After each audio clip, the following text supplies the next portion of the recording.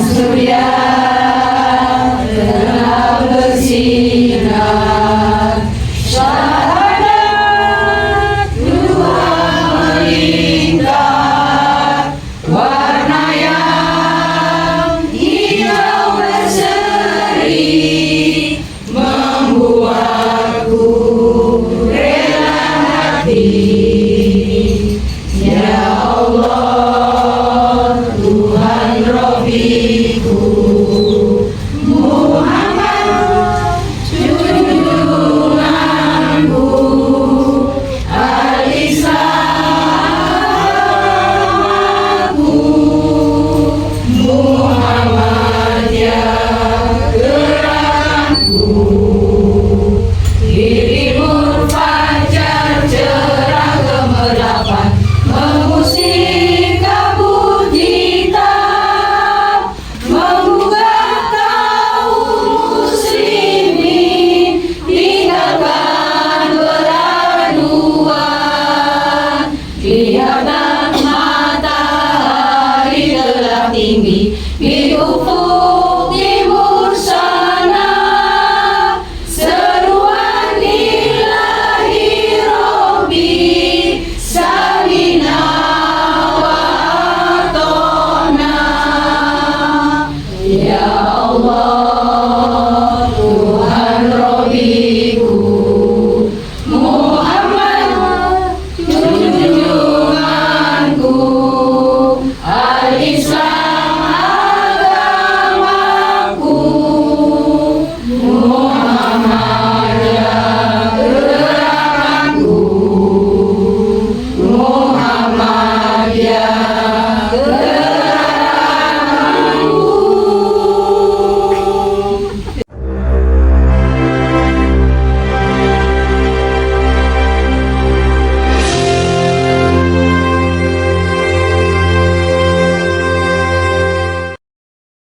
Pada siang hari ini saya beserta tim ini admin ya ingin mencoba memberikan sedikit sentuhan tentang tema sudah miskin sombong apalagi bila kaya. Ini sering Bu, kata-kata ini sering mendengar, tetapi kita perlu tahu siapakah yang dikatakan miskin dan siapakah yang dikatakan kaya. Nanti kita perlu tahu. Namun sebelum kita melangkah, kita mestinya menjadi jamaah pengajian yang selalu unggul berkemajuan ya. Biasanya diawali dengan membaca Al-Quran bersama. Ini hari ini nampaknya tidak dilaksanakan. Nanti mungkin pada akhir. Oh tadi aduh ya sudah ya oleh Sohibul Bait ya. Biasanya suka diikuti bareng-bareng ya. Oh sebelumnya ya. Nah, biasanya kan dituntun kemudian diikuti. Karena apa? Menuntun dan membiasakan diri membenarkan bacaan Quran itu termasuk amalan terbaik. Karena amalan terbaik dan terindah di hadapan Allah adalah belajar Al-Quran dan mengamalkannya. Ini dua ya Bu. Tadi Ahlus Sunnah wal Jamaah. Kemudian yang kedua, amalan terbaik dan terindah di hadapan Allah adalah belajar Al-Quran dan mengamalkannya. Tadi kalau yang ngaji seperti begitu di pengajian sana-sana sering Bu. Tapi kalau ciri khas pengajian yang unggul berkemajuan di kelompok ibu-ibu Aisyah biasanya ada ngaji bersama. Mohon itu sudah bagus, lebih ditingkatkan lagi Bu Ketua. Oke, ini. Kemudian yang kedua, unggul berkemajuan lagi bila perlu ditingkatkan. Nanti semua anggota jamaah terlibat langsung dalam proses pengajian. Baik di dalam tanya jawab, diskusi, atau ketika penceramah atau pemateri dalam hal ini, tolong bacakan Quran surat sekian, ayat sekian, nanti ada yang membantu membaca. Supaya pahala untuk masuk surga bukan untuk penceramahnya saja, tetapi jamaah pun kebagian semuanya. Siap gih? Nah kalau tidak bawa Quran, yang punya handphone mohon disiapkan aplikasi Al-Qurannya. Nah ini untuk mukadimah ya.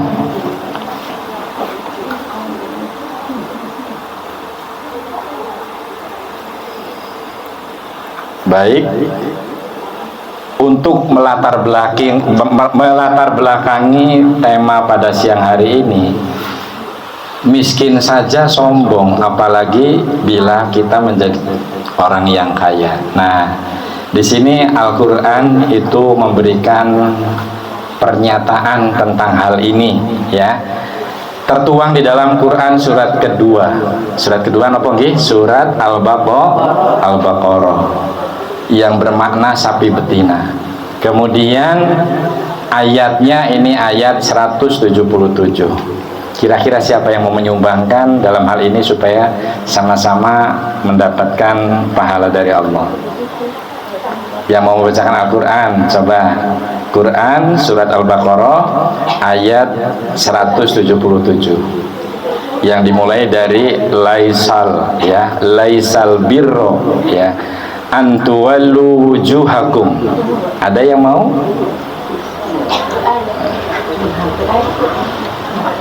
Ada yang siap enggak? Mungkin kalau belum siap saya bacakan ya. Ini kita belajar bersama.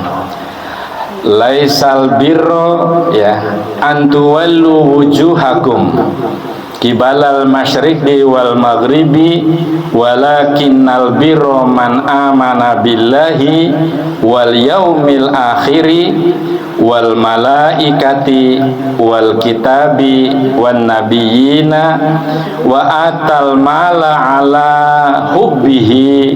Di situ diteruskan zuwil, ya, di situ zuwil qurba wal yatama wal masakina wabna sabili wasailina wa firqob. Kemudian tidak putus di situ, masih koma, ya. Wa aqama sholata wa atu zakah wal mufuna bi ahdihim idza ahadu wasabirina fil ba's, ya, wadh-dharra'i wa hinal ba's.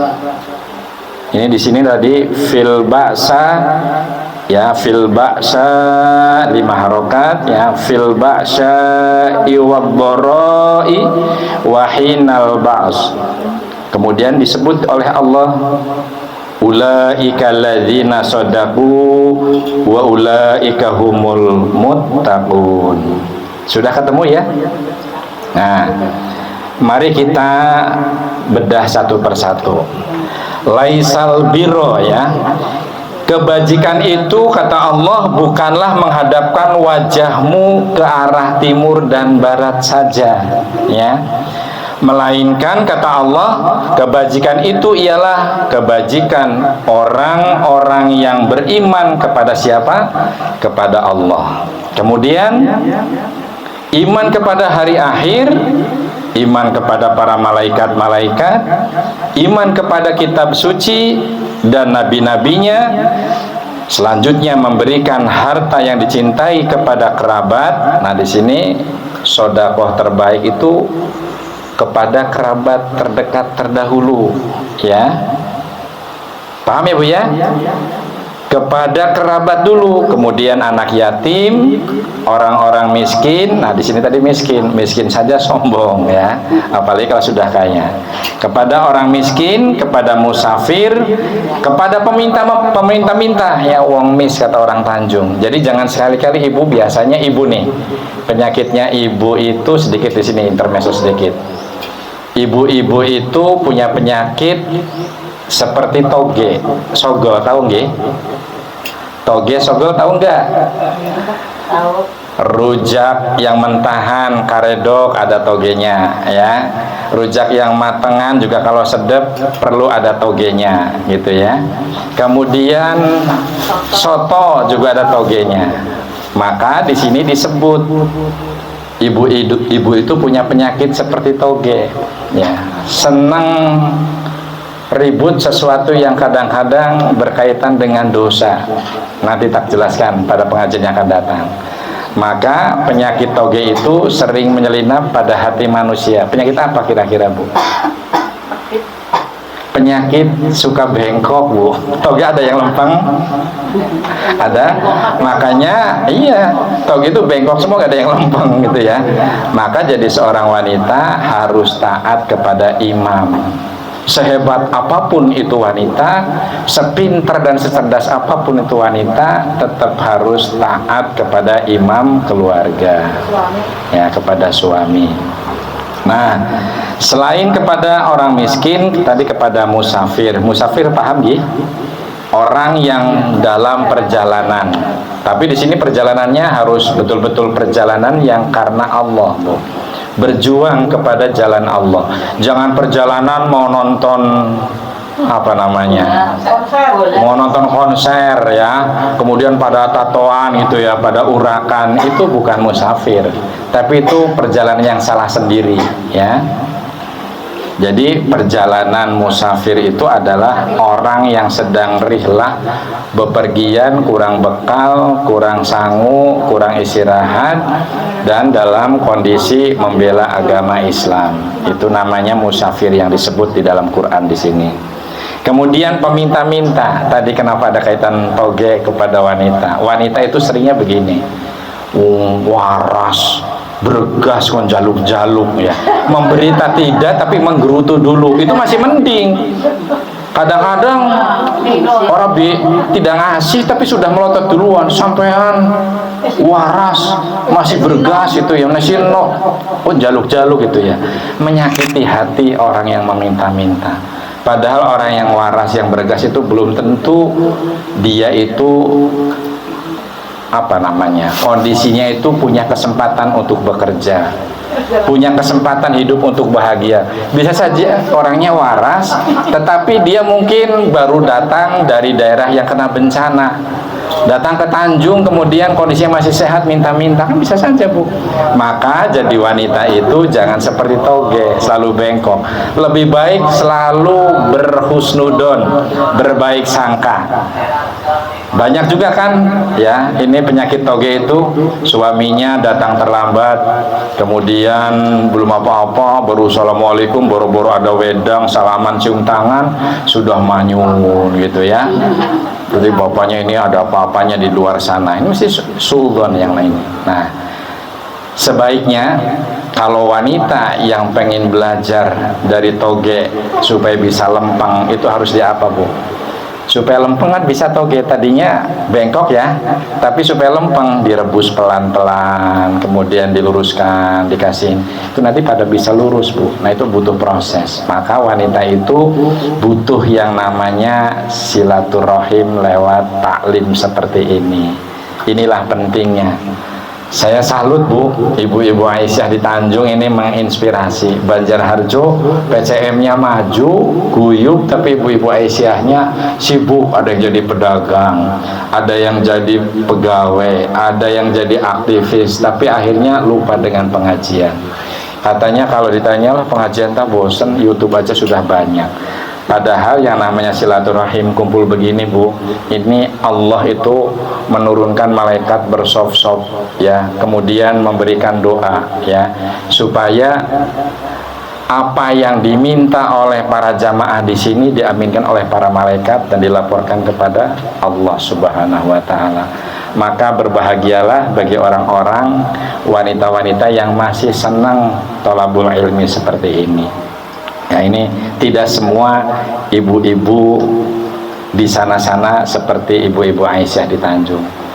Sudah ngaji, mengorbankan untuk istirahat, dipakai untuk pengajian, keluar pula uang receh ya, meskipun receh ini, Bu, katanya untuk membeli surga. Tapi saya kadang-kadang senyum-senyum sendiri. Surga regane 2.000 perak. Duit telet sepisan itu ya. Ini untuk introspeksi saja ya. Sekarang kalau 2.000 rupiah, toilet 2.000 ya. Kadang-kadang kalau sambil mandi harus 5.000. Surga yang nikmatnya luar biasa, masa iya dengan samakan dengan harga toilet? Nah, ini perlu kita saling belajar. Ini sudah bagus, sudah baik ya. Meskipun di dalam beberapa hadis dijelaskan, ya, Allah itu cinta, Allah itu bangga kepada orang-orang yang sodakoh meskipun sedikit, tapi setitik tapi lumintir, ya, konsisten, istiqomah terus itu ya, ketimbang orang yang kadang-kadang sodako besar tapi besoknya dan lusa dan seterusnya tidak sodako lagi, justru malah jauh dari agama. Nah, itulah pentingnya pengajian. Baik, tadi peminta-minta ya Bu ya, meskipun orangnya sehat, waras, tolong terutama ibu-ibu ya, jangan suka menggerutu, jangan berburuk sangka ketika ada peminta-minta penampilannya baik-baik saja.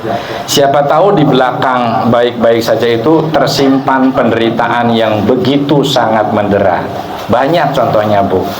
Karena mungkin peminta-mintanya itu menggunakan ilmu wong Jawa, ya. Ngertos mboten Bu? Aji neng diri ono ing lati, bertutur kata yang baik, yang santun ya. Aji neng rogo ono ing busono, ya. Jadi harga diri kita juga terletak pada pakaian yang kita pakai, ya. Ada di daerah saya, orangnya kaya, kebunnya sampai nggak kepake Bu, disimpannya di hutan, karena di kandang yang dekat rumahnya itu nggak cukup menampung. Tapi mau makan di rumah makan biseng, ini cerita asli Bu. Ya, kebetulan beliau itu, karena saya juga dulu peternak sapi, sama-sama habis ada kepentingan bisnis ternak gitu ya, makan di rumah biseng. Beliau kan pada kelopot ya kakinya gitu, karena memang penampilannya tidak sudah pakainya celana komprang, sarungnya dikalungkan, penampilannya lusuh gitu ya, disangka pengemis Bu oleh penjaganya. Tolong maaf ya maon, saya yang tahu langsung, Mas ini teman saya, ini teman aku, ini teman bisnis. Dia kayak yang kemaluan, ternyata dia mungkin karena tersinggung ya, nyimpen yang namanya ini apa namanya, sabuknya kan zaman dulu kan sabuk yang kayak orang Betawi gitu ya, dibubrakan, duitnya dikeluarkan Bu di atas, di rumah makan bising ini Bu dengan saya malah. Ya ini cerita nyata dan saya jadi saksi matanya.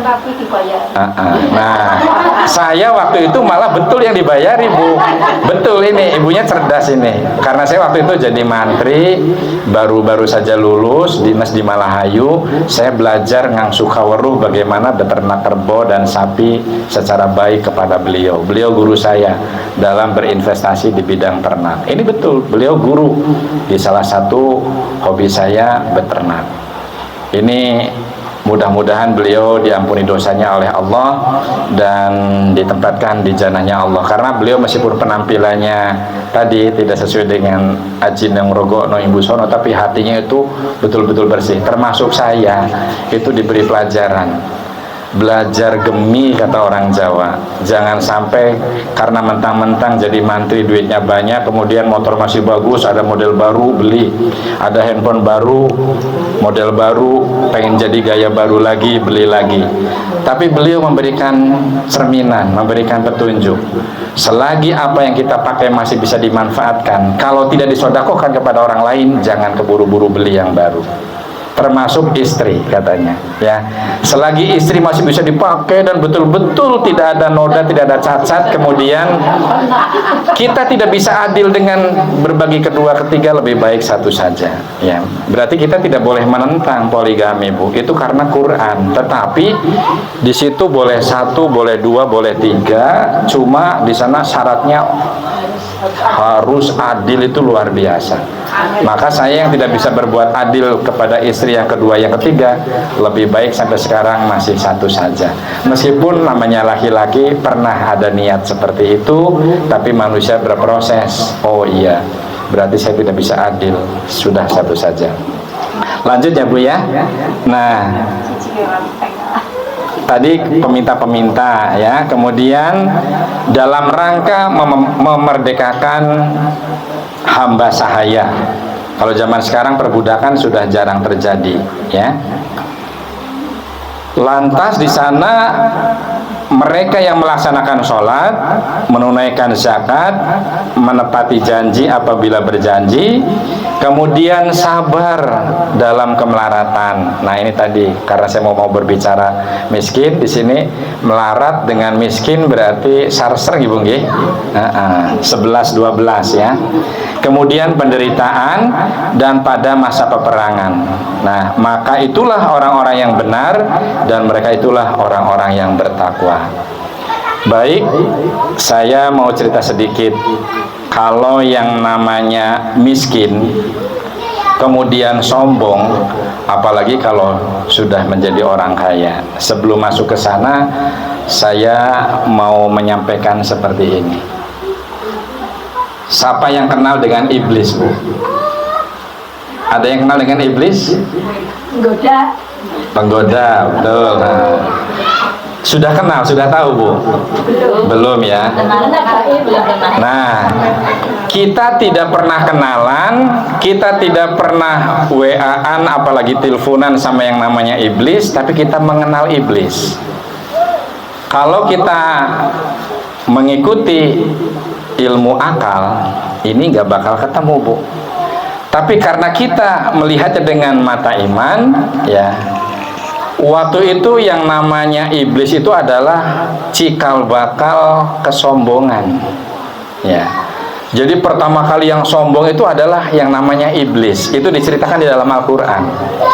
Ketika Allah menciptakan yang namanya Adam alaihissalam atau Nabi Adam alaihissalam, semua malaikat suruh sujud dan anut, tunduk patuh sujud dalam rangka menghormati kepada Adam atas perintah daripada Allah. Tapi yang namanya iblis, ini yang namanya iblis itu nehi, bahasa Indianya ya, lah, tidak. Saya tidak sudi, ya, anak badege pisan, Bu, ora sudi badeg gitu ya. Saya tak sudi, ya, untuk sujud kepada Adam. Nah, kata Allah, wai, bahasa Tengguline ya, sebelah kulon sana sih ya, wai, kenapa? Kata Allah, aku diciptakan lebih dulu sebelum Adam diciptakan oleh Engkau ya Allah. Aku diciptakan dari api lebih mulia ya Allah ketimbang Adam yang diciptakan dari tanah liat yang kotor dan hitam. Ini satu kesombongan yang dalam sejarah itu pangkal awal daripada sombong adalah iblis. Nah, iblis itu yang sudah kita kenal tanpa WA-an, tanpa kenalan, tanpa pernah teleponan dan sebagainya, ternyata paling betah, paling senang melihat apa itu, Bu? Nah, paling betah, paling senang melihat orang kaya tapi lemah lembut dan rendah diri, Bu. Paling betah dia. Apa kebalik? Saya sengaja, Bu, ini merangsang ibu supaya tidak ngantuk ini ya, karena ini saat-saatnya ini sebenarnya adalah kecintaan Allah kepada manusia atau orang-orang yang betul-betul kaya tetapi tetap rendah diri, karena mereka merasa apa yang dititipkan, apa yang dianugerahkan kepada dirinya adalah hanya sekedar titipan saja. Manusia seperti ini selalu berangkat kepada awal penciptaan. Ketika dikandung, ketika dilahirkan, tidak pernah membawa apa-apa.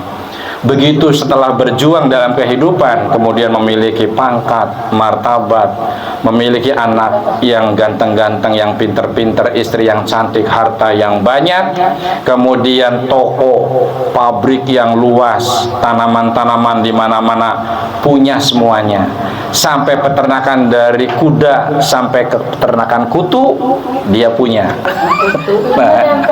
Nah ya, ini tapi tetap rendah hati, bukan rendah diri ya, Bu ya. Rendah hati itu berarti tetap tawadu. Ini semua adalah karunia Allah. Wajar kata manusia zaman sekarang saja, kalau orang kaya sombong pun masih pantas. pantas si anu kaya sombong. Karena apa? Punya segalanya. Sekarang sudah miskin sombong gitu ya. Ini yang paling dibenci oleh Allah, tapi paling dicintai oleh iblis. Nah ini maksudnya gitu ya. Ini tadi saya selewengkan sedikit. Ini nanti anu ya Bu ya, notilen nanti supaya semangat. Nanti ada kuis ya. Setelah pengajian nanti ada tes ya. Setelah menerima pengajian kira-kira nyantel mboten apa masuk telinga kanan, keluar telinga kiri. Nah, ini ceritanya begini Bu. Iblis itu paling senang, paling betah ya bergaul bersama orang-orang yang miskin tapi sombong. Nah, kalau cerita miskin berarti kita perlu tahu ya Bu ya, yang namanya definisinya miskin itu apa sih Bu? Ada yang tahu nggak Bu? Nah ini di sini kategori miskin. Niku nopo coba? Ada yang bisa? Miskin adalah orang yang mungkin tidak punya apa-apa tapi ya miskin punya sedikit walaupun untuk makan. Ya. Masih belum tepat ya. Terus nanti ini dicatat saja nanti biar pas pada saat tanya jawab. Nanti kalau jadi pertanyaan bisa dijawab lebih tepat. Kalau miskin ditinjau dari sisi pantauan Islam, miskin itu adalah kondisi seseorang ketika seseorang tidak memiliki kemampuan untuk memenuhi hajat hidupnya yang paling dasar. Ini kalau Mbak Dewi mungkin apa nih kebutuhan pokok dasar menurut Maslow ya. Butuh kebutuhan biologis di sana, makan ya, minum, terus turun lagi ke bawah, sandang, papan dan seterusnya ya. Jadi tidak mampu memenuhi kebutuhan pokok dasar hidupnya ya. Tetapi dia sebenarnya memiliki pekerjaan Bu, memiliki kegiatan rutin yang bisa menghasilkan uang untuk memenuhi kebutuhan hidupnya, namun sangat masih berkekurangan. Itu yang disebut dengan miskin. Nah, ciri-ciri miskin ini begini Bu. Dia memiliki harta, kemudian punya pekerjaan atau mata pencaharian, tetapi tidak mencukupi. Dan di dalam Islam orang miskin ini berhak untuk menerima zakat ya.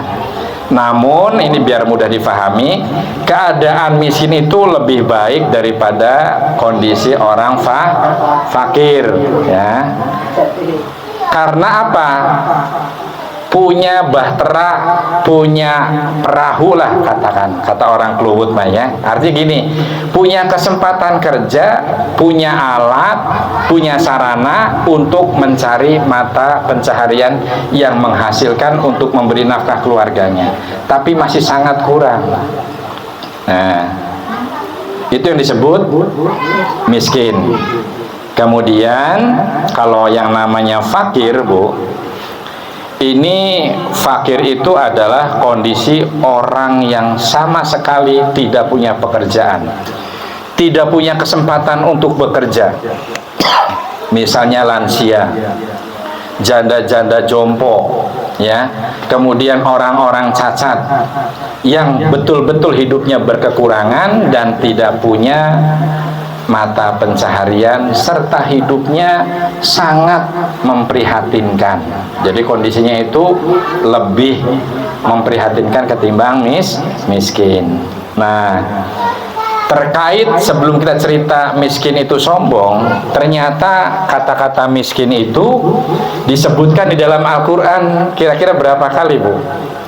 Ada yang paham? Barangkali pernah mendengar dari Pak Kiai, Pak Ustadz gitu ya.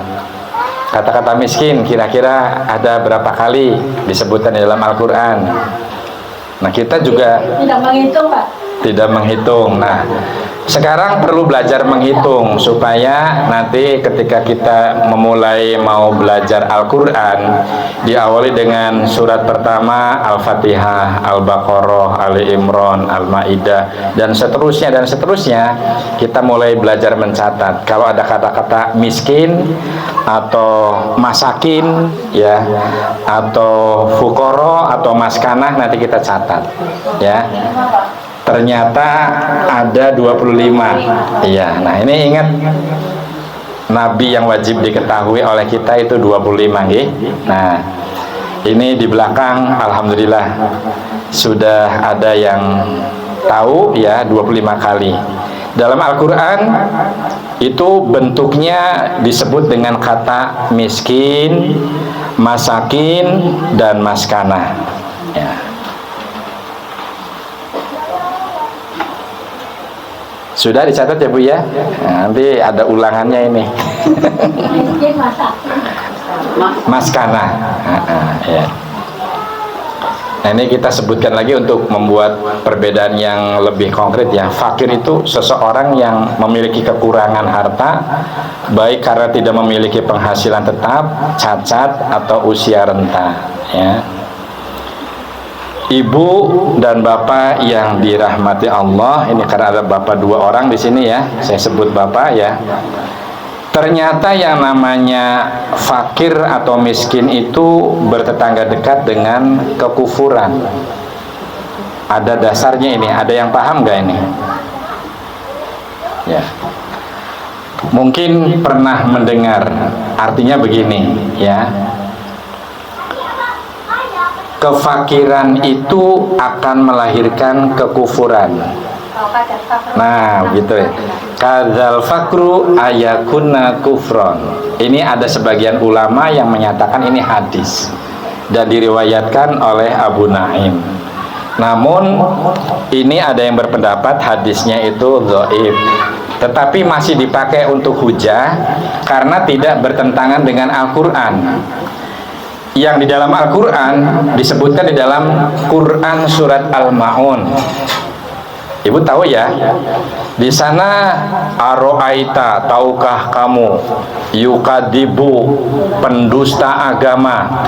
Kata Allah, fadzalika, maka itulah mereka-mereka, ya, yadu'u, yang menghardik, al yatim, anak yatim. Salah satunya tidak memberi kesempatan makan pada orang-orang miskin dan fakir. Nah, ini makanya di sini ada pernyataan kadzal fakru ayakuna kufron. Jadi kefakiran atau kemiskinan seseorang itu sangat berpotensi atau beresiko, ya. Kalau berpotensi dalam ilmu kesehatan harusnya kepada hal-hal yang baik, ya Mbak, ya. Kalau kepada hal yang buruk ini akan beresiko untuk menjadi orang kufur. Mungkin Ibu sering dengar di daerah-daerah sana orang miskin dihujani Indomie, Bu, bukan hujan seperti di sini. Dihujani Indomie, dihujani bantuan sembako, dihujani amplop pada saat mau pilkada, ya. Itu berarti kan jelas, ya, yang disuap dan yang menyuap tidak berdosa. Tidak berdosa, Bu, tetapi akan menjadi ahli neraka. Jadi kalau dosa itu bisa minta ampun, Bu, ya. Kalau dosa itu bisa minta ampun dan diampuni, gitu ya. Tapi di sana hadisnya tuh yang disuap dan yang menyuap finnar, tempatnya neraka, sama-sama neraka. Jadi angel diampuninya, Bu. Dosa seperti itu sulit diampuni. Maka jangan cuma karena katone amplopnya di Terawang ada ratusan ribu, gitu ya. Nah, abang-abang, ya. Pada kata Kus-Plus, abang-abang gendero londo, gitu. Di sini abang-abang isinya amplop, gitu ya. Tapi ternyata itu akan menjadikan hati kita tergelincir kepada memilih neraka. Bila. Nah, ini termasuk ciri-ciri orang yang miskin tapi sombong. Jadi sudah miskin, sebenarnya larinya bukan kepada amplop, tetapi dengan miskin itu apa? Belajar Kalau ada orang yang kaya maka dekatilah. Ada falsafah begini, kalau ada pohon yang rimbun maka berteduhlah, minimal tidak kepanasan, minimal kalau kehujanan tidak basah kuyup ya. Kalau ada orang alim maka dekatilah, minimal kita akan mendapat ilmunya. Kalau ada orang pinter, dekatilah, datangilah, sehingga dapat pemahaman dan inspirasi baru yang tentang keilmuan. Jangan jadi orang yang berpenyakit toge gitu ya. Ana wong sugih, ini wong miskin Bu pegawaiannya Bu. Wah, si fulan ta sugih pantas ya. Setiap Selasa Kliwon kalau Jumat Kliwon mana melayune ngulon gitu ya. Suudzon ke dukun. Ya. Kemudian ada juga ada orang yang kaya gitu ya. Wah, habis beli rumah baru gitu ya, dia tidak bisa berkesempatan membeli rumah baru, langsung suudzon dan gibah lagi cerita ke orang lain gitu ya. Sudah suudzon dosa, ghibah menceritakan keburukan orang lain, meskipun ia betul nyupang gitu ya, kita tetap dosa Bu. Ghibah itu kan sama saja memakan bangkainya saudaranya sendiri. Apalagi kalau yang digibahkan itu tidak benar, kita berarti kena penyakit fitnah. Subhanallah. Fitnah itu apa? Sama-sama bahkan lebih kejam daripada membunuh. Wah, ini orang kejam banget ini ya. Makanya jangan suka memfitnah. Jadi itulah yang dinamakan miskin saja sombong, apalagi kalau sudah kaya. Bukan hanya di situ. Ada yang orang miskin, kemudian ini cerita sedikit. Ada teman saya, tukang sol sepatu Bu ya. Yang satunya ustadz, betul-betul alim, dan dia mondok di salah satu pondok pesantren di Jawa Timur. Ketika berdiskusi, saya ternyata orang ketiga yang mendengarkan. Nah, si tukang sol itu cerita, kata Pak Ustadz tadi, kamu kalau pengen berkah, kalau pengen ngesolnya itu betul-betul bisa mendapat rezeki yang melimpah, maka rajin-rajinlah sholat. Saya yang tidak modal semir, tidak modal sikat, jadi ustadz, kemana-mana berangkatnya cuma abab, ya pulangnya dapat makan dan dapat amplop serta berkat. Jadi Pak Ustadz deh, itu yang disebut mbok menowo, ikut ngelebok dan ikut mowo gitu ya. Itu dalam bahasa klasik ya. Jadi itu yang namanya keberkahan, itu hanya penilaiannya berbentuk materi Bu. Kebetulan nih ustadz yang disebut penjelasan mengajak kebaikan dinilainya serba dengan materi. Karena ini ustadz dan betul-betul kita masa kecil bareng bersama-sama gitu ya, dia yakin banget karena dia sebelum jadi ustadz memang anak yang betul-betul lempeng, lurus, bener, jarang berkelakuan bengkok. Jadi dia percaya dan saya pun percaya. Kita betul-betul kalau saya melaksanakan sholat, ya alhamdulillah ibu bapak saya termasuk orang-orang yang mengajarkan tentang tidak boleh tinggal sholat. Tapi yang tukang sol ini Bu, mohon maaf, sudah lahir dari kondisi orang miskin, bapaknya meninggal, kemudian tidak dapat asuhan dari bapaknya, ibunya setiap pagi berangkat, sore pulang itu hanya bawa golali, tahu ya, golali zaman dulu ya, yang ditukar sama barang-barang rongsok gitu ya. Ini cerita ini. Dan anaknya pun nasibnya juga 11-12 ya, tukang sol sepatu ya. Bukan di kota lagi, di desa ya. Kan di desa itu jarang yang pakai sepatu kayak di kota ya. Ini zaman saya waktu masih muda kan berarti sekitar 30 tahun atau 40 tahun yang lalu. Karena saya sudah hampir 60 ya Mbak Dewi. Nah, ini berarti masa lalu sol sepatu itu kurang prospektif dalam bahasa sekarang.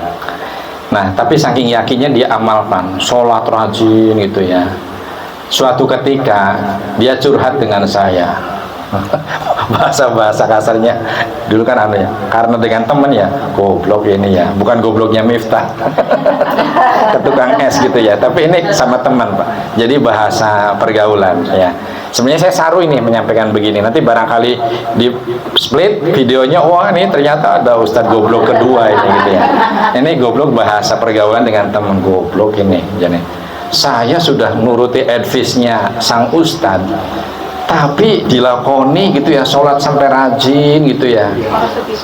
Begitu saya berangkat tunggu sampai zuhur, satu pun nggak ada yang nyemir Bu. Tunggu sampai asar masih kosong, belum ada yang datang. Sampai maghrib baru ada satu pun yang datang mau ngesol sendal jepit karena putus di depannya, pengen diikat gitu ya. Nah ini zaman dulu tuh selawe ya, selawe rupiah ya, selawe. Ini saya masih nih, kalau sekarang di konversi dengan uang sekarang selawe berapa ya Bu ya kira-kira kalau sekarang? 5.000. Nggak sampai, sendal jepit regane paling pirang. Sendal jepit itu ya. Ceritanya si tukang sol sepatu itu mengadu ke saya, ini aslinya Ustadz itu goroh apa cuma hanya menipu, apa hanya cuma untuk menyenangkan saya saja. Saya langsung waktu itu bukan langsung mencela nasihatnya Ustadz. Artinya begini, yang namanya berkah itu bukan 25.000 dengan kalau lagi tidak sholat dapat 100. Dulu mungkin katakan 25.000 lah ya untuk memudahkan ya, 25.000. Tapi kalau pas lagi waktu belum sholat, belum melakoni sholat, si tukang sholat itu sehari itu dapat 100 Bu. Tapi begitu rajin sholat malah dapatnya cuma selawe 10 gitu ya. Nah, curhat dengan saya, yang namanya berkah dan nikmat itu harus disyukuri. Karena apa? Kamu punya 10.000 atau 25.000 mungkin lebih berkah ketimbang saya punya uang 1 juta. Saya sampaikan begitu. Saya dapat 1 juta, anak saya sekolah di kedokteran, ada yang di farmasi gitu ya. Itu kalau satu hari dapat 1 juta itu masih belum cukup. Belum lagi kalau saya misalnya diundang ke pengajian-pengajian, kemudian ada musola sedang membangun. Masa seorang penceramah menceritakan tentang masalah sedekah jariyah tidak memberi contoh? Misalnya, kan yang paling bagus bukan ceramah itu terima amplopnya kemudian masuk, itu enggak.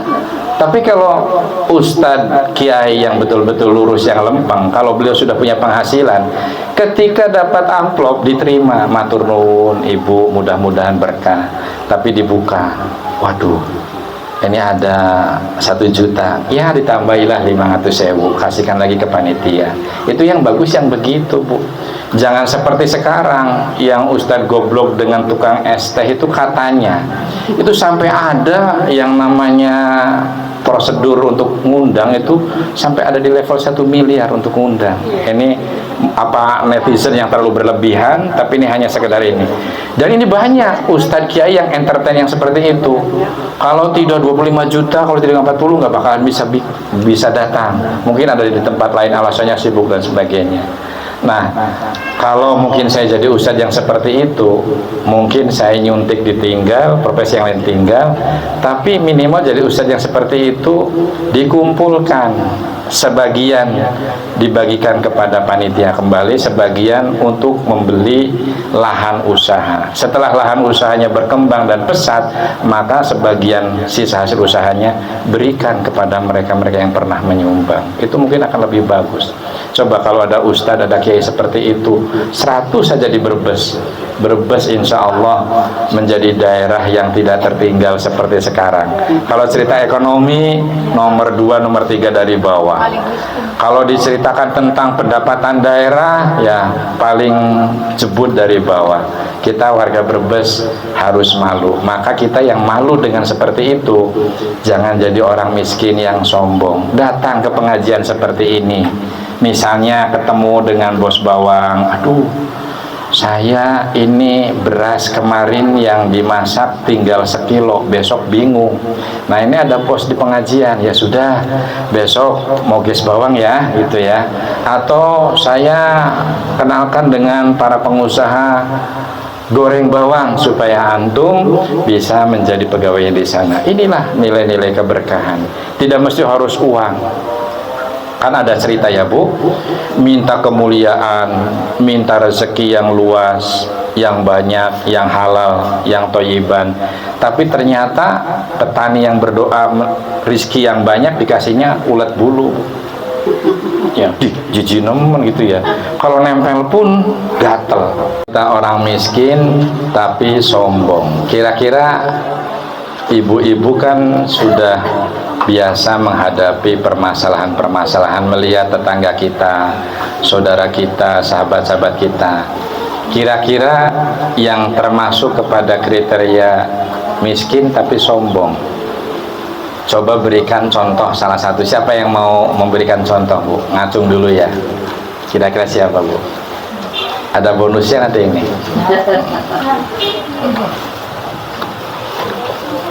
Yang contoh orang miskin tapi sombong, kira-kira ada nggak yang bisa memberikan contoh?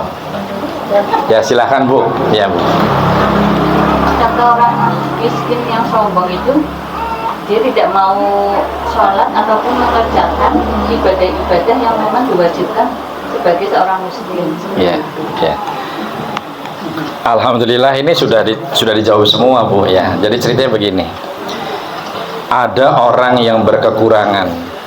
Artinya bisa saja miskin atau fakir, tetapi beliau justru malah semakin jauh terhadap nilai-nilai kebenaran, terhadap nilai-nilai ibadah seperti sholat ya. Jelas kalau zakat kan dia malah menerima ya. Kemudian belum tentu karena dia juga tidak istiqoah, tidak termasuk kewajiban untuk berhaji dan sebagainya. Tetapi yang menjadikan dia dikatakan sombong menurut Allah, ketika dia diuji dengan ketidakmampuan, keberkekurangan, dia semakin jauh dan lari dari kebenaran. Contohnya banyak ya Bu ya. Misalnya contoh begini. Di sini ada Bu Guru ya. Nah, ini kan yang namanya miskin itu bukan miskin harta saja. Ada juga orang yang miskin ilmu. Sudah tadi ya jadi goblok lagi ya. Sudah bodoh. Ini jangan disempit lagi ya.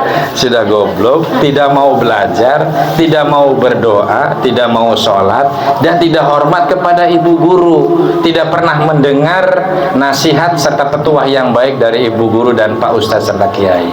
Ini contohnya seperti itu Bu. Jadi itu sombong dalam keilmuan. Dia fakir dari keilmuan. Fakir dari harta, jelas. Wong mangan be paribasane digotong royong karo lingkungan, tapi badeg Bu ya. Liwat anak wong tua gitu ya, nggak pernah amit, derek liwat nuwun sewu dan sebagainya. Main sligring mawon gitu ya. Ketemu dengan orang yang menjadi misalnya sesepuh di lingkungannya, boro-boro hormat, boro-boro menghormati, malah menunjukkan dengan sifat dan karakter yang tidak baik. Misalnya ya, ada orang lagi selamatan gitu ya, ada Pak Kiai ngentut brut gitu ya, ada Bu yang seperti itu Bu, amit, jadi orang sengaja gitu loh. Ini jadi tidak punya etika. Ini masih banyak di masyarakat kita ya. Ada juga yang fakir tentang kesempatan kerja Bu. Jadi dia tuh mestinya tadi badannya kuat, sehat, rosa ya. Dia tidak mampu, tapi tidak mau bekerja, tidak mau usaha, itu juga sombong. Nah, orang yang seperti ini yang dimaksud oleh Allah ini orang yang akan dilaknat dengan laknat yang luar biasa di dalam neraka. Orang miskin tapi sombong. Coba kalau di sini ada orang miskin tapi sombong, kira-kira bagaimana sikap kita? Pengin gites kayak tumang gitu nggih. Pentak pites gitu ya. Tapi kalau ada orang kaya, ya, mobilnya banyak, istrinya cantik-cantik, anaknya hebat-hebat gitu ya. Semua yang ia butuhkan punya, sawah, ladang, perkebunan dan sebagainya, punya semuanya. Tapi dia sombong. Ya, mungkin masih pantas di dalam masyarakat, mungkin pantas sombongin orang sugih gitu ya, masih rada penting Bu, masih pantas. Tapi orang sudah miskin tapi sombong, ini betul-betul dibenci oleh masyarakat, oleh sesama manusia, dan dibenci oleh Allah. Tetapi orang kaya di mata Allah pun ini kita harus dijelaskan. Ada yang hafal surat At-Takasur nggih? Al-Hakumut ya. Ada yang hafal sama artinya nggak sambil tidak membaca Al-Quran? Nah, saya nanti tak kasih bonus. Coba, ada nggak yang ini? Al-Hakum, tahukah kamu? At-Takasur gitu ya, bermegah-megahan atau berlebih-lebihan. Nah, ini nanti kita jelaskan saja ya. Di sini untuk penjelasan tentang orang kaya, di sini Al-Hakumut Takatsur, bermegah-megahan telah melalaikan kamu. Banyak orang yang bermegah-megahan sehingga lupa daratan, tidak pernah bersyukur, tidak pernah menyadari bahwa kekayaan yang diberikan itu adalah titipan Allah Subhanahu wa Ta'ala, sehingga congkak, sombong, adigung, adiguna gitu ya. Tetapi orang yang seperti ini di masyarakat tadi masih dikatakan ya pantaslah wong sugih gitu ya. Tapi Allah itu benci dengan seperti ini Bu. Ya. Dalam surat kedua, dalam ayat kedua maksud saya ya. Ya. Hatta zurtumul maqabir, sampai kamu masuk ke dalam kubur, dia itu tidak sengaja sudah sombong dengan Allah. Padahal orang yang sekaya apapun, ketika Allah memberikan ujian, musibah misalnya ya, pabriknya kebakar ya, rumahnya kena petir, kemudian dia kena penyakit yang tidak sembuh-sembuh gitu ya, banyak harta yang dijual sampai habis-habisan karena hanya pengen sehat, pengen ambekan seperti kita ya. Coba kalau kita perlu bersyukur kepada Allah. Allah memberikan oksigen bebas tanpa angsuran, tanpa kredit Bu. Ya. Kita punya motor saja, pengen sing jenenge motor Beat saja, sebulan itu rata-rata 400 sampai 600 ribu untuk ngangsur selama 3 tahun ya, kurang lebih seperti itu. Belum lagi motor yang lebih bagus. Gusti Allah Bu, nain nafas, nain oksigen, gak pernah minta balasan. Hanya kata Allah gitu ya, telah kujadikan jin dan manusia hanya untuk apa Bu? Untuk beribadah. Beribadah pun bukan untuk Allah, tapi untuk dirinya, supaya besok menyelamatkan dirinya di akhirat. Wa ma khalaqtul zina wal insa illa liya'budun gitu ya. Tidak semata-mata aku jadikan jin dan kamu semua wahai manusia, kata Allah, hanya untuk beribadah, bukan untuk macam-macam. Boleh yang namanya kaya, boleh yang punya jabatan, itu hanya sarana, bukan untuk tujuan. Yang namanya sarana, kalau untuk tujuan pasti akan mencelakakan ya. Jadi sarana itu maksudnya begini, kita kaya, punya motor buat berangkat ngaji, punya mobil, ngangkat teman-teman, ayo berangkat pengajian, lihat sesuatu yang baik. Misalnya ada apa namanya, ini dalam Tanwir ya, Tanwir Muhammadiyah, kemana kemarin? Ada yang tahu? Kupang. Di Kupang itu ya. Yuk kita bareng-bareng sambil lihat pelabuhan apa Bajo, Pulau Komodo ke sana ya. Bawa teman-teman ke sana menjadi penggembira sidang Tanwir Muhammadiyah. Nah, itu termasuk orang-orang yang betul-betul mensyukuri nikmat Allah.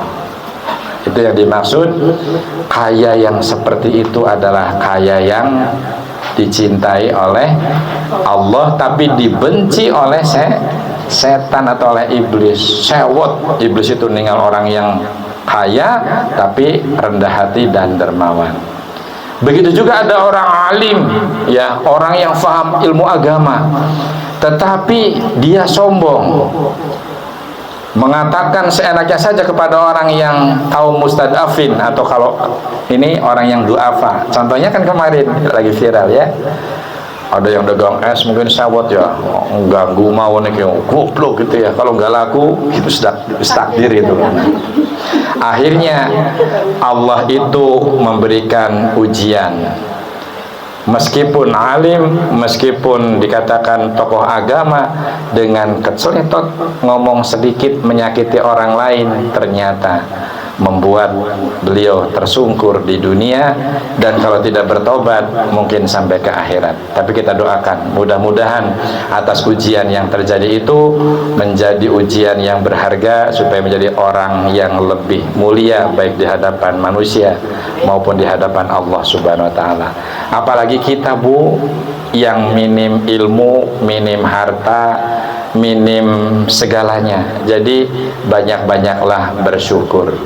Jadi nilai syukur, la in syakartum la azidanakum wa la in kafartum inna adzabi lasyadid, itu sebenarnya mengajarkan kita kembali mengingat ketika kita dilahirkan niki mboten nggawa napa-napa, ya. Begitu jebleng gitu ya, kaget, biasanya anget di dalam, ya, keluar tuh maknyes, ada angin, ya, kemudian ada suara yang macem-macem, ada yang lagi nyetel karaokean, ada motor lewat, kaget, dia nangis, oah, oah, oah gitu ya. Maka indera pertama yang diaktifasi oleh Allah adalah indera pendengaran, sehingga dalam kalangan Islam, perdengarkanlah indera pertama yang aktif dari calon manusia itu Allahu Akbar, diadzankan pada telinga kanan, kemudian diiqamahkan dengan telinga kiri. Jangan dikenalkannya nang ning nung ning nang ning nung nang ning, jangan, ya, dengan sholawat, ya, dengan itu. Nah, itu termasuk pengamalan orang-orang yang pengen tidak dikatakan miskin tapi sombong. Jadi contohnya banyak. Mudah-mudahan pada pengajian hari ini gitu ya, sama-sama mengingatkan kita sendiri, saudara-saudara kita, tetangga kita, bahwa ternyata jadi orang yang miskin tapi sombong betul-betul akan dilaknat dan dibenci oleh Allah Subhanahu wa taala. Dan termasuk orang yang kaya pun jangan lalai, sampai mau masuk ke liang kubur masih kelingan, hartanya banyak, semuanya serba banyak, tapi tidak pernah sedekah, tidak pernah berjuang untuk Islam. Sehingga di sini nanti dijelaskan pada ayat yang ketiga, ya, ayat yang ketiga, kalla saufa ta'lamun, sekali-kali tidak, kelak kamu akan mengetahui akibat perbuatan apa? Perbuatan yang sampai melalaikan kamu dari harta benda, kekayaan, ilmu, jabatan dan sebagainya, ya. Nanti kata ayat keempat ini, kemudian sekali-kali kelak kamu akan mengetahui dengan ilmu yakin. Sampai paling yang terakhir di ayat yang ke-6, niscaya kamu juga akan benar-benar melihat dengan mata kepalamu sendiri, kata Allah. Yaitu apa? Orang yang lalai dengan harta benda yang bergelimang, pangkat, ilmu yang berlebih, kemudian tidak digunakan dalam hal-hal kebajikan, maka nanti akan melihat dengan mata kepala sendiri akan masuk ke neraka jahim, ya, gitu. Nah, kemudian yang ketujuhnya, kemudian kamu benar-benar akan melihatnya tadi dengan mata kepala sendiri sudah, ya.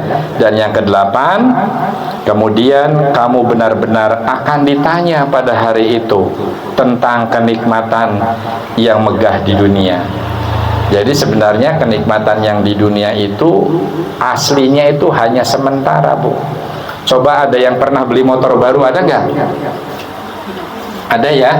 Paling kepenaknya glesere sedina rong dina, seminggu rong minggu, sebulan kesana udah biasa, ya. Cuma kadang-kadang waktu di baru, wah nih siapa dong aku dilawan, ya. Kayak zaman dulu kan Shogun dilawan gitu ya. Situ motornya, wah, ini kes tapi bodol gitu ya. Ya. Nah, kemudian ada juga yang menganggap bahwa kekayaan itu bisa melanggengkan hidupnya. Tidak, Bu. Nanti ketika kita yang betul-betul bisa menyaksikan pada saat kita mau dijemput oleh Allah, kemudian harta kita banyak dan tidak sempat untuk memberikan kepada hal-hal yang baik, ternyata buat rebutan dan menjadi fitnah dunia, bahkan menjadi fitnah akhirat. Anaknya orang pernah dididik, Bu, rebutan warisan, hutang orang tuanya yang katanya hartanya banyak tidak pernah dilunasi, Bu. Akhirnya cerita geger di mana-mana, wah Pak Haji Anu gitu ya, padahal orang kaya gak bisa didik anak, hutangnya gitu ya, gak pernah dilunasi oleh anaknya. Nah, ini menjadi fitnah dunia yang sampai kepada fitnah akhirat, maka nanti akan kebagiannya kepada neraka jahim. Jadi kesimpulannya, maka jadilah orang yang kaya hatinya. Yang seperti apa? Nah, ini ada hadis Nabi yang diriwayatkan oleh hadis riwayat Bukhari dan Muslim. Ada yang tahu nggak kira-kira? Hadis yang mengatakan bahwa kaya itu adanya di dalam hati, ya. Bukan kayak cita-cita, sakitnya ku di sini, bukan ya. Tapi yang namanya kaya itu adanya di dalam hati. Laisal ghina, ya. Ada yang apa? Laisal ghina angkasrotil arodi, ya, walakinnal ghina innan nafsi. Itu begitu hadisnya. Yang artinya kaya itu bukanlah lantaran banyak harta. Di sini kaya itu bisa harta, bisa jabatan, ya. Misalnya contoh, agar kaya jabatan kayak apa? Begini, baru dapat gelar pangkat di pundak saja, Bu, ya. Misalnya di ABRI, TNI, polisi ya. Itu kan pangkatnya biasanya identik di pundak ya. Ada bintang kejora, apa ada bintang kecil gitu ya. Baru dapat gelar bintang saja, Bu. Kalau jalan itu malah pundaknya dulu, saking sombongnya. Ini contohnya begitu. Nah, misalnya baru beli mobil baru saja, Bu, gitu ya. Jelas-jelas mobil baru itu adalah karunia dari titipan Allah, tapi dia sudah berdosa dengan mobil barunya. Apa contohnya? Sawer dengan perbuatan yang mubadir, buang beras, ya. Kemudian giles telur, ya, akhirnya telur yang tidak salah digiles, ya, pecah jadi mubadir. Dan semua yang berkaitan dengan ibadah. Karena ini syukuran sih ya, Bu, katanya syukuran sawer itu.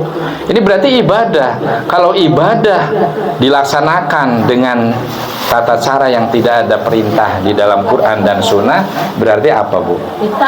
Nah, ini sudah pada pinter. Sampai sing sanjang, Ibu. Soalnya ada yang tersinggung di luar. Nah, kalau sudut-sudut bid'ah gitu loh. Padahal betul Ibu. Ya, sampaikan meskipun kadang-kadang kita paham satu ayat. Ya. Bahkan sebagian kita itu harus ada yang menyuruh kepada kebaikan dan mencegah kepada kemungkaran, ya. Wal takum minkum ummatu yad'una ilal khair wa ya'muruna bil ma'ruf wa yanhauna 'anil munkar.